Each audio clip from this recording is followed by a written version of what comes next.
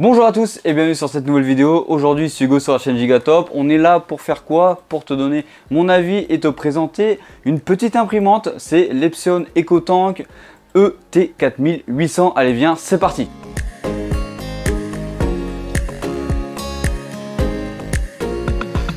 Alors la petite imprimante, tu peux la voir, elle est juste ici, elle passe très bien dans un décor de bureau, elle est vraiment très petite. Alors de base, on avait une très grosse imprimante de chez Epson, une imprimante de compétition. Donc on est passé de ça à ça et je peux vous dire que ça nous change beaucoup la vie. Alors on est sur une petite imprimante c'est quoi? On a des dimensions de 375 par 347 par 237 mm.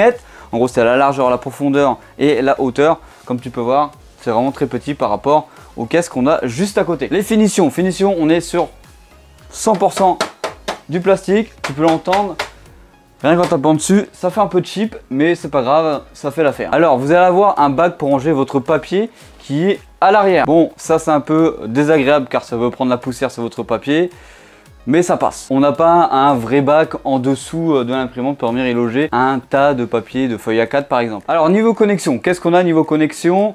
Bah on a l'USB, l'Ethernet, le Wi-Fi et le Wi-Fi direct. Maintenant je fais une petite récap de la fiche technique de cette imprimante. On est sur quoi? La fiche technique, on est sur des têtes d'impression Epson micro piezo. La configuration des buses, c'est quoi? On a 180 buses noires, 59 buses par couleur. La technologie d'encre embarquée à l'intérieur, bah, c'est de l'encre à base de colorant. Alors l'encre, tu peux voir que tu la mets juste en bas là-bas. Tu as 4 couleurs, c'est du CMGN, c'est la base dans l'imprimerie. Alors la résolution de l'impression, on est sur du 5760 par du 1440 dpi. Au niveau des fonctionnalités de cette imprimante, on a quoi? On a l'impression, la numérisation, la copie et la télécopie. Maintenant, pour la vitesse d'impression, on en a deux différentes. Pour la vitesse d'impression ISO IEC 24734, on est à 10 pages minutes en monochrome et à 5 pages minutes en couleur. Maintenant, pour le papier ordinaire, pour faire une impression en monochrome, on est à 33 pages minutes et 15 pages minutes en couleur. Le temps de sortie d'une page en moyenne, c'est 10 secondes pour du monochrome et 16 secondes pour une page 100% en couleur. Alors quand tu vas venir numériser quelque chose avec ton imprimante, c'est très simple, tu la lèves comme n'importe quelle imprimante et tu viens y mettre ta feuille tout simplement, et après tu peux venir la numériser avec l'application, on ira voir ça après, ou directement sur ton PC avec l'application scanner de Windows ou ton logiciel de PDF comme PDF Element de Wondershare ou encore Adobe Acrobat. Ouais, maintenant je te parle de l'installation de cette imprimante et comment ça marche. Alors pour l'installation de cette imprimante, c'est très simple. Elle va arriver simplement dans un carton, tu vas voir quoi? L'encre et simplement la prise pour venir l'alimenter. Alors pour venir à l'installation, tu as plusieurs options. Soit tu vas venir l'installer par toi-même en la configurant d'ici, ou soit tu vas télécharger l'application d'Epson où tu vas venir configurer ton imprimante directement avec l'application, et je te conseille d'aller l'installer par ça parce que c'est vraiment très simple. Tu vas simplement suivre un petit chat qui va te dire quoi faire à quel moment, vu qu'elle sera reliée à l'imprimante. Elle te dira les actions à appliquer et à effectuer au bon moment. Tu vas venir la configurer à internet tout simplement pour que ce soit relié sur ton réseau internet. Tu vas venir retirer tous les petits scotch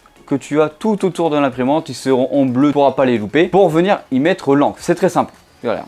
Tu as ici un petit bac que tu vas venir ouvrir et c'est ici que tu vas simplement venir remplir l'encre, et l'encre ça se remplit avec ça. C'est pas des cartouches qu'on a à l'intérieur, c'est des petits bocaux que tu vas venir tout simplement glisser dans le trou et ça va remplir automatiquement ton bac. Ne t'inquiète pas, quand tu vas venir remplir ton encre, ça ne va pas déborder, ça s'arrête nickel une fois que le bac est rempli. Comme tu as pu le voir quand je t'ai montré le petit flacon, bah il t'en reste encore un petit peu là. Ici on est sur la couleur bleue du cyan, bah il t'en reste encore un petit peu si tu veux venir peaufiner ça plus tard. T'inquiète pas, le niveau d'encre tu l'as dans l'imprimante ou directement dans ton application. Et en parlant d'application, on va aller parler de ça tout de suite. Alors on est sur une application qui est vraiment très simple. Le nom de l'application qu'on va te demander de télécharger, c'est Epson Smart Panel, et tu vas avoir deux possibilités d'affichage quand tu vas venir allumer ton application.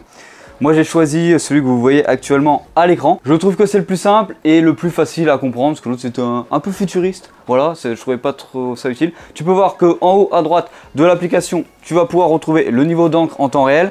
Juste en dessous, tu as imprimé, numérisé, capturé et copié par exemple. Alors par exemple ici, je veux imprimer quelque chose. Tu peux voir qu'on a directement imprimé des photos ou imprimer un document. Et voilà, je vais pouvoir le lancer directement sur l'imprimante. Tu peux voir que derrière, ça imprime déjà des tas de feuilles que j'ai pu lancer pendant que j'étais en train de vous parler. Pour la numérisation, ça marche de la même manière sur ton téléphone et même sur ton PC. Tu cherches l'application dans le Windows Store.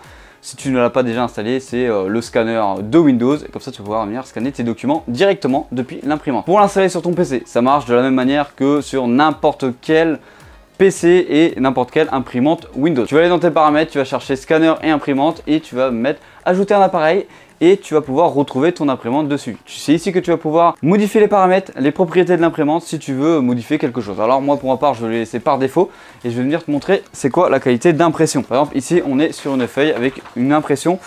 Alors il faut savoir que je trouve que les couleurs sont un peu fades. Alors, ici je vais pas vous montrer une feuille avec des couleurs mais je trouve que les couleurs de base sont un peu fades par rapport aux autres imprimantes qu'on avait auparavant. On va dire que l'impression sur du texte c'est assez net. Voilà, je vous montre un petit, j'espère que ça sera assez représentatif pour vous.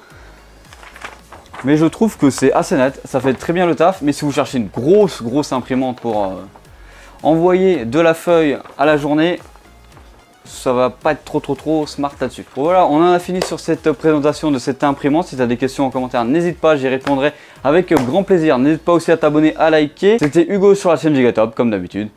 Peace!